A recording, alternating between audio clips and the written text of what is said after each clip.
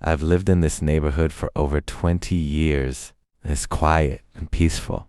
The kind of place where people still wave when they pass you on the street.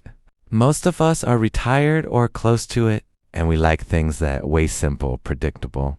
My house sits at the end of the cul-de-sac, surrounded by trimmed hedges and familiar faces, except for one, my neighbor, Mr. Lang. He moved in about 5 years ago, alone.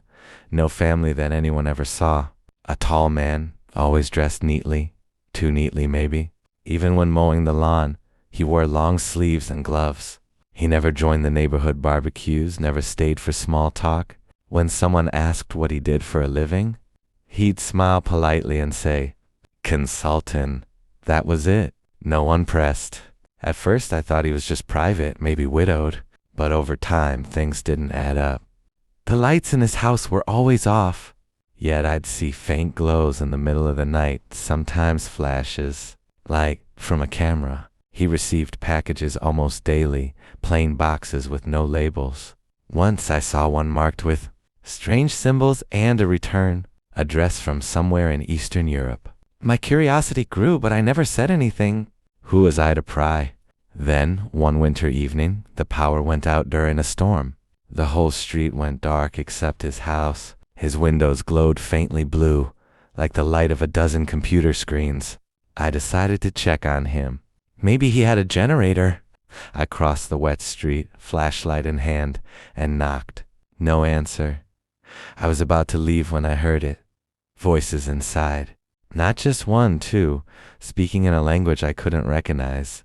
I pressed my ear to the door, but then footsteps approached. The door creaked open slightly, and I saw half of Lang's face in the darkness. His eyes locked on mine, sharp and cold. "Power's out," I said awkwardly. "Just checking if you're okay." He stared for a second too long before replying, "I'm fine. Go home, Mr. Adams." I hadn't told him my name. That's when something deep inside me shifted.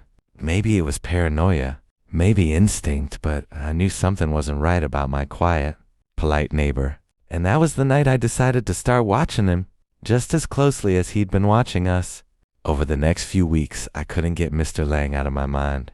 Every time I glanced toward his house, I saw something strange. Curtains drawn tight even during the day, and faint movements behind them. I told myself it was none of my business. But curiosity can be a powerful thing, especially when you're retired and your days start to blend together. So I started taking small notes. The times his lights were on, the deliveries that came, even the cars that stopped by. Most of them were ordinary delivery vans. A few late-night taxis until one evening I saw something that froze me in place. A black SUV pulled up, no license plate. 2 men got out, both wearing dark suits and earpieces. They didn't knock. They just walked right in. They stayed for nearly an hour. When they left, they carried a long metal case between them. Not a word was spoken. After that night, I stopped sleeping well. Every creak of my old house felt louder. Every passing car made me peek through the blinds. I didn't know what I was looking for, but I knew I was in over my head. One afternoon, while walking my dog, I noticed Lang standing in his yard staring at me. Not in a friendly way. It was calculating, cold, like he knew I'd been watching him. When our eyes met, he smiled faintly, almost like a warning. Later that week, a letter appeared in my mailbox. No return address, just my name written in clean, even handwriting. Inside, a single sentence: "Curiosity can be dangerous, Mr. Adams." My heart pounded as I looked around, but the street was empty. I rushed inside, locked the door, and sat in the dark for hours trying to make sense of it. That night, I dreamed of the SUV, the men in suits, the blue glow from Lang's windows. When I woke up, I knew I had 2 choices: ignore it and pretend everything was fine, or dig deeper. And maybe it was the boredom of retirement, or maybe something in my gut wouldn't let me go, but I chose the latter. The next day, I ordered a small camera online. Nothing fancy, just something I could set up across the street and monitor from my phone. When it arrived, I felt ridiculous, like some wannabe detective. But once I turned it on and saw his front door through my screen, I felt a strange thrill. For the first few nights, nothing happened. Lang came and went, calm as ever. But then, on the fourth night, just past midnight, he stepped outside carrying a small, metallic object that shimmered under the streetlight. He placed it on the ground near his mailbox, crouched, and began digging. I recorded everything, and when he left, I waited until the coast was clear. I crossed the street, heart pounding, and found the spot where he'd been digging. The soil was soft. I brushed it aside and found a small waterproof case no bigger than a book. It was locked. I didn't know it yet, but that box, whatever was inside it, was going to change everything. I thought I knew about my neighbor and about myself. The box sat on my kitchen table all night. I couldn't take my eyes off it. Small, metallic, unmarked. It looked harmless enough, but something about it radiated danger. I poured myself a drink, telling myself I'd just sleep on it and decide in the morning. But by 2 a.m., I was still staring at it. I tried prying it open with a screwdriver. No luck. The lock wasn't ordinary. It looked military grade. I considered calling the police, but what would I even say? Hi, I think my neighbor might be burying secrets in his yard. They'd think I was crazy. By dawn, I made a decision. I'd take the box to an old friend of mine, Paul, who used to work in security systems. We hadn't talked much since he moved across town, but if anyone could open it without getting me arrested, it was him. When I showed up at his workshop later that day, Paul raised an eyebrow. "John, you're not breaking into someone's property, are you?" he said, half joking. "Not exactly," I muttered, setting the box down. "I just found it."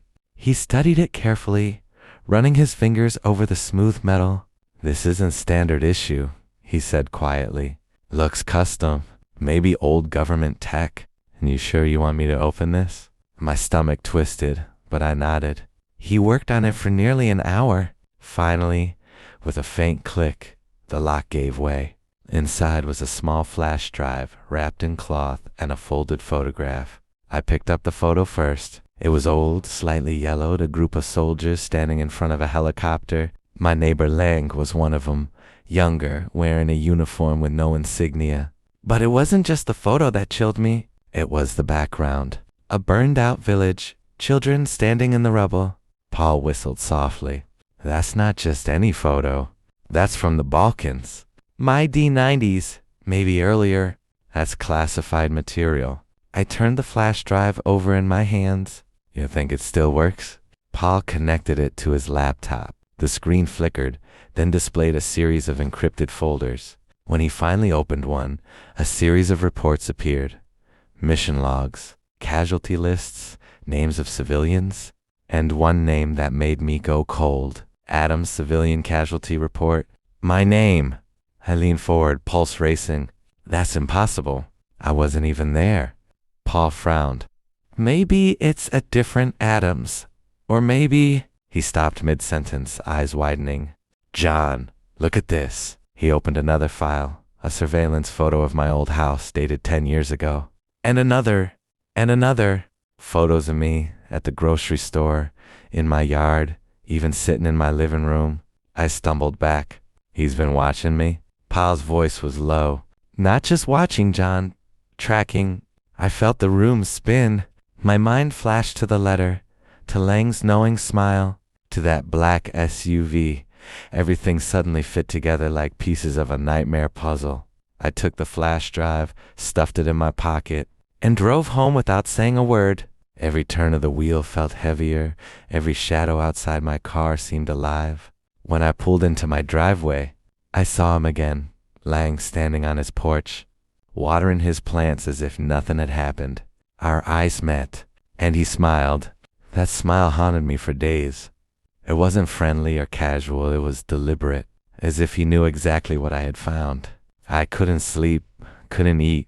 Every sound outside my window made my heart race. The flash drive sat hidden in my desk drawer, but it felt like it was pulsing, calling out trouble. 3 days later, I went to the police. I told them everything, the letter, the buried box, the photos.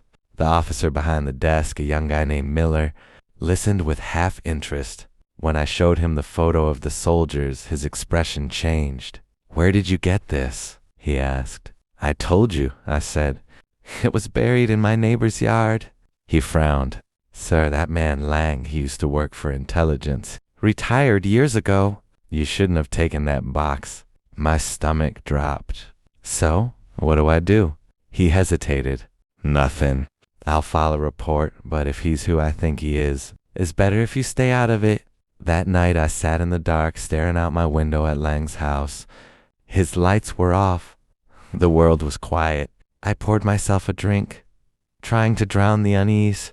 But then, headlights swept across my living room wall. A car stopped in front of my house.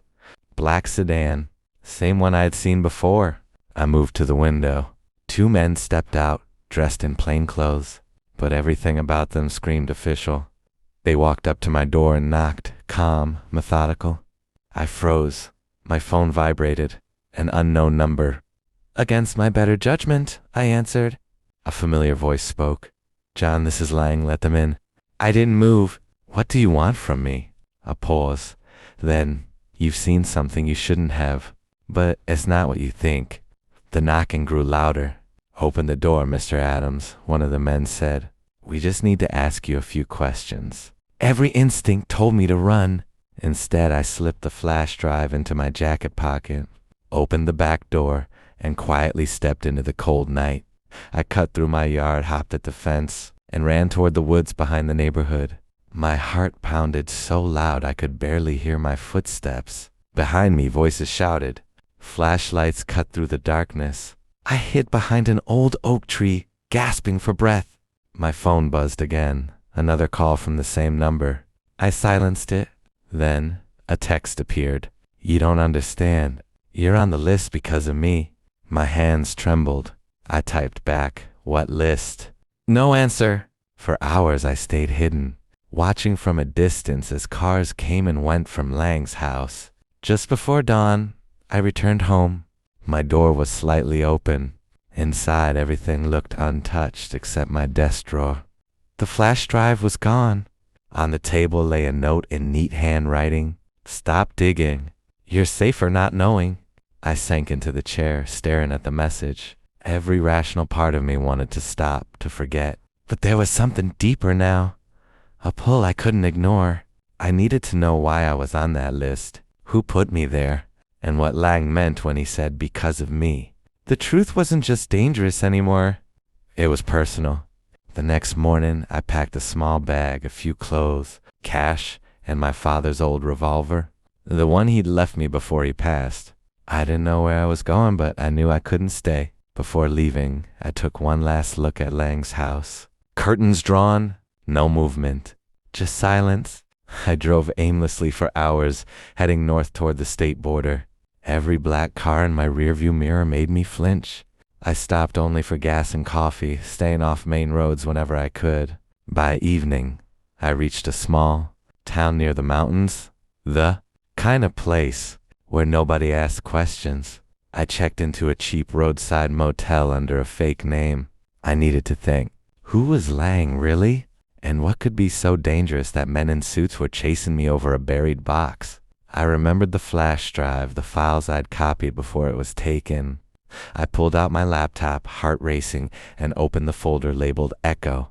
Inside were military reports, most redacted, full of black bars and missing pages. But one file stood out. Operation Halcyon. It described a covert mission during the Cold War, involving experimental psychological warfare, mind control, implanted memories, identity manipulation, and Lang's name was everywhere.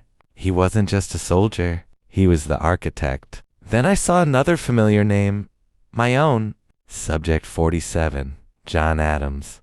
My blood ran cold. According to the document, I'd been part of a civilian integration experiment, people unknowingly exposed to psychological conditioning designed to test long-term influence on decision-making. It didn't make sense. I was just a retired construction worker, a normal man. Was this some twisted mistake? Before I could think further, there was a knock on the motel door. 3 sharp raps. I froze. Slowly, I grabbed the revolver and moved toward the window. Through the blinds, I saw a woman, early 40s, sharp eyes, leather jacket. She wasn't one of the men from before. John Adams? she called quietly. If you value your life, open the door. I'm not one of them. I hesitated. Who are you? Someone who used to work for Lang, she said, and someone who made the same mistake you did. Cautiously, I opened the door just enough to see her face. She handed me an old ID badge, Department of Defense Research Division. The photo was hers, the name scratched out. They'll find you soon, she said, stepping inside. Lang's people are everywhere. That box you found wasn't meant to be discovered, it was bait. Bait? For what? For you, she replied, lowering her voice. You were one of their earliest test subjects, John. But you didn't fail like the others. You resisted. That's why Lang's been watching you all these years. My mind spun. You telling me my whole life has been an experiment? She nodded. Every decision, every strange coincidence, none of it was random. The project was shut down decades ago, but Lang kept going in secret. He wanted to prove the conditioning could last a lifetime. I felt sick. My hands trembled. Why me? Because you broke free, she said. You weren't supposed to remember. She handed me a small envelope. Inside was a photo. Me, standing in front of a military facility, decades younger, wearing a uniform I didn't recognize. This is impossible, I whispered. I was never a soldier. You were, she said softly. They just made you forget. The words hit like a thunderclap. I stared at the photo, searching for any sign it wasn't real, a bad edit, a lie. But deep down something shifted. A buried memory flickered. The smell of metal, the sound of drills, a voice saying, remember, but only when it's time. I looked up at her. Why are you helping me? Because Lang is dying, she said. And when he goes, the program dies with him, unless someone exposes it first. Expose it? I asked. She nodded. Everything, the experiments, the list, the buried evidence. You have a chance to end it. Outside, I heard tires crunching on gravel. Headlights lit up the window. She looked at me urgently. They found you. Take the envelope and run. Head to the old military base on Route 9. There's someone waiting who still remembers. Before I could respond, the door exploded open, a blinding flash, shouting, boots stomping inside. I was thrown backward, the envelope flying from my hands. When I looked up, the woman was gone. The only sound was the ringing in my ears and a voice over a radio saying, target secured. When I came to, my wrists were bound to a chair, a harsh light glaring into my eyes. My head throbbed. The room smelled of metal, bleach, and electricity, the kind of place built to erase people. Across from me stood a man in a gray suit. He wasn't one of the agents from the motel. He was older, colder, the kind of calm that only comes from decades of control. John, he said, his voice smooth, clinical. You've been a very difficult man to find. I tried to speak, but my throat was dry. Where am I? He ignored the question and glanced at the folder in his hands. You've been asking the wrong questions, he continued. Dr. Lang. The files. The box. You've stumbled into something that should have stayed buried. He stepped closer, placing the folder on the table. I could see my name on the front, Subject 47, and under it, a photo of me much younger, with military insignia on my shoulder. That's not me, I said weakly. Oh, it's you, he replied, before Lang's procedure. Before your new life, he leaned in, his face illuminated by the harsh light. We rebuilt you, John. After the war, you were broken, like so many others. Lang believed he could reprogram trauma, overwrite memories. You were his proof that it worked. I shook my head. I was never in the military. He smiled thinly. That's what we wanted you to believe. The civilian identity, the new town, the quiet life. All of it was designed to test how long the conditioning could hold. I stared at him, disbelief burning in my chest. Why now? Why come after me after all these years? Because the system is failing, he said. Lang's death accelerated it. Your mind is destabilizing. You've started to remember, haven't you? My silence was answer enough. He continued, almost with pity. You were never supposed to open that box. It was a memory trigger. A failsafe Lang created in case the experiment was ever exposed. He circled behind me, his voice low, methodical. But what he didn't anticipate was your resilience. Somehow you're resisting the collapse. That makes you dangerous. I clenched my fists. So what happens now? You'll kill me? He chuckled softly. Kill you? No, John. You're far too valuable for that. We just need to recalibrate you. He nodded toward the corner, and a technician stepped forward, young, nervous, holding a syringe filled with clear liquid. My pulse spiked. No, I shouted, struggling against the restraints. You can't do this. The older man sighed. You've lived a good lie, John. Be grateful for that. The technician moved closer, but before he could inject me, the lights flickered once, twice, and then went out completely. Darkness swallowed the room. Shouts erupted. A door slammed open, followed by the echo of gunfire. Someone grabbed my arm. John, get up. It was a woman's voice, familiar, urgent. The woman from the motel. She cut my restraints and pulled me to my feet. We don't have time, she said. They are burning the place down. We ran through narrow corridors, emergency lights flashing red. Smoke poured from vents above us. Somewhere behind, alarms blared and men shouted orders. What is this place? I gasped as we ran. An off-grid facility, she said. One of Lang's old safe houses. They were trying to erase everything. We burst through a steel door into a hangar. A black SUV waited near an open exit. She pushed me toward it. Get in. I hesitated. Why save me? Because you're the last proof Lang ever existed, she said. And because you still have the memory they can't destroy. As she started the engine, I glanced back at the burning building. Through the flames, I saw the man in the gray suit watching us from the doorway, calm, unflinching. Our eyes met for one long second before she hit the gas and we sped into the night. Who was he? I asked, still shaking. Lang's successor, she said quietly. The one who turned the project into something far worse. Worse than mind control? I asked. She nodded. Control wasn't enough for them anymore. They wanted obedience. We drove in silence, the highway stretching endlessly ahead. My thoughts churned, fragments of memories colliding, reshaping. A face in a lab coat. A soldier screaming. My own voice saying, erase it all. After a while, she spoke again. There's a cabin in the woods a few miles from here. Lang used it as his personal retreat.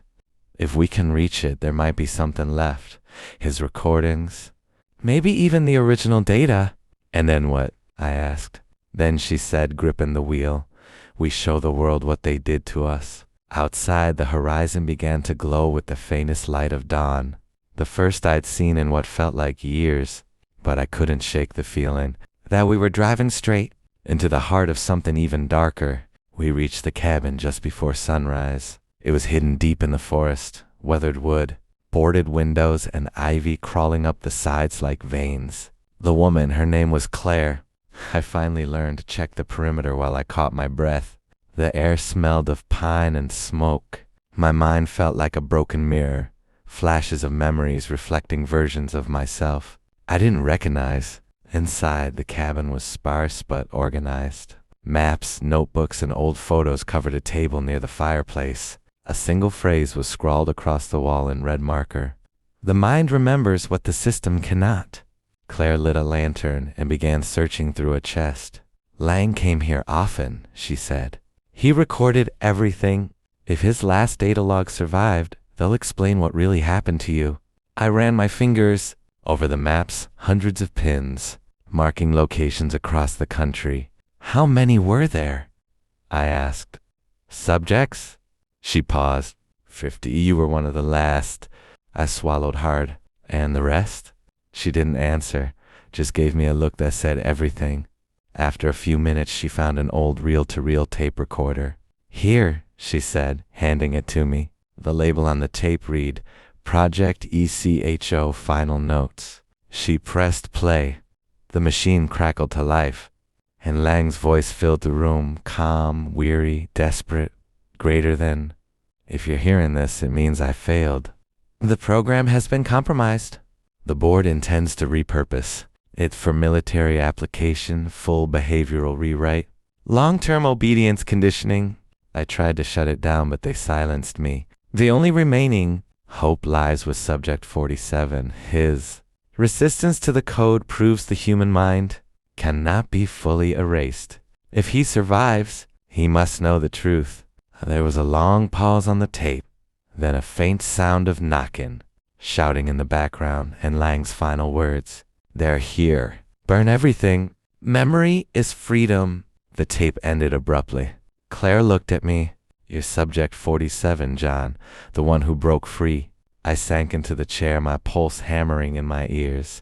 They experimented on me, on my memories, my life, and then just let me walk into the world? Not let, she said. Released. They wanted to see what would happen when the conditioning faded. I stared into the flickering lantern. So none of it was real? My life? My wife? Everything? She hesitated. Maybe not none of it. Lang tried to use fragments of real memories to stabilize your identity. He believed you could rebuild yourself if you ever broke through the programming. I closed my eyes. Memory is freedom.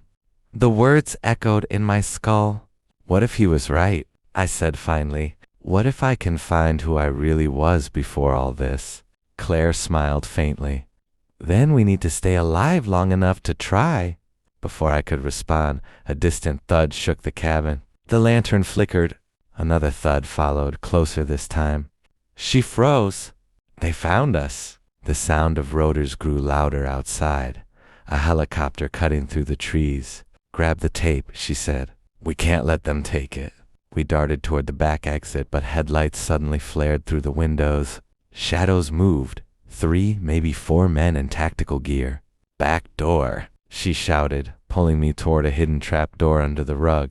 We dropped into a narrow tunnel, just as the front door exploded inward. Above us, boots slammed against the floorboards. Voices shouted orders.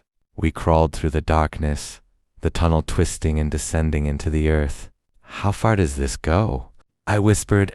It leads to the river, she said. Lang built it as an escape route. The rumble of the helicopter faded behind us. Water dripped from the ceiling. My lungs burned. After what felt like an eternity, we emerged through a small hatch near the riverbank. Claire climbed out first, scanning the tree line. We have maybe 10 minutes before they sweep this area, she said. We need to get downstream. I looked back at the woods, smoke rising above the treetops. The cabin was burning, taking Lang's secrets with it. But the tape in my hand felt heavier than anything I'd ever carried. What's on this? I said. Could destroy them, couldn't it? Claire nodded. If we get it to the right people. And who would that be? She hesitated. Lang had a contact, someone inside the agency. She's the only one who might still be alive. I stared at the reflection of the flames on the river's surface. Then we find her. Claire placed a hand on my shoulder. Are you sure, John? Once we start this, there's no going back. I met her eyes. They already took my past. I won't let them take what's left. We stepped into the river, the cold current rushing around us, carrying us deeper into the wilderness and into the final act of the story. Lang began. The river carried us far from the burning cabin, twisting through dense forests and rocky banks. My muscles screamed, but adrenaline kept me moving. Claire led the way, her lantern swinging and casting dancing shadows on the water. After nearly an hour, we reached a hidden clearing where a small, rusted boat was tied to a tree. Lang prepared this for emergencies, she whispered. We take it downstream. It'll lead us to her, his contact. The river's current was strong, threatening to tip the boat, but somehow we managed. I held the tape tightly against my chest as if it were the last piece of my identity. Every sound from the forest made my heart race. Helicopters in the distance, dogs barking faintly, footsteps on the banks. Hours later, we arrived at a dilapidated boathouse. Smoke curled from the chimney, and a solitary figure emerged, an older woman with sharp eyes and a weathered face. Lang sent you? She asked, her voice calm but steely. Yes, Claire said. We have the tape. The final notes. The woman, Agent Rena, took the tape, examining it carefully. This could bring the entire program down, she murmured. Or it could destroy anyone who touches it. She paused. You understand the risk? I swallowed hard. I've lost too much already to turn back now. Rena nodded. Good. Then listen carefully. She led us inside. And over the next few hours, we watched the recordings, read Lang's notes, and pieced together the truth. The program wasn't just behavioral manipulation. It was designed to erase entire histories, fabricate lives, and train operatives for covert military operations. The government knew, and the network extended far beyond the small town we'd escaped. Claire leaned against the table, exhausted. All these years I thought I was just helping victims. But this, her voice trembled, is bigger than any of us imagined. I stared at the floor, realizing that the memories I'd assumed were mine. The life I'd been living, much of it had been a constructed illusion. And yet, fragments remained, my love for certain people, my instincts, my sense of right and wrong. Those fragments were mine. Rena turned to me. You have a choice. You can expose them or disappear entirely. Either way, your life will never be the same. I looked at Claire. She had fought alongside me, kept me alive, and reminded me of who I could be. We exposed them, I said finally. Weeks later, the network began to unravel. Investigations, leaks, whistleblowers. The program was dismantled. Its leaders arrested, and the surviving subjects freed. Claire and I relocated under new identities, living quietly in a small coastal town. But every now and then, at night, I think about the cabin, the tape laying, and the lives that were altered forever. I look at Claire and realize that even in the shadow of deceit, betrayal, and manipulation, humans can rebuild, resist, and reclaim their freedom. I've learned that memory is more than just a record of the past. It is the key to survival, identity, and the courage to face the future. And for the first time in decades, I feel whole. The river's current carries the final echoes of the past. But now I am moving forward, no longer a subject, no longer a pawn, but a man who has reclaimed his life,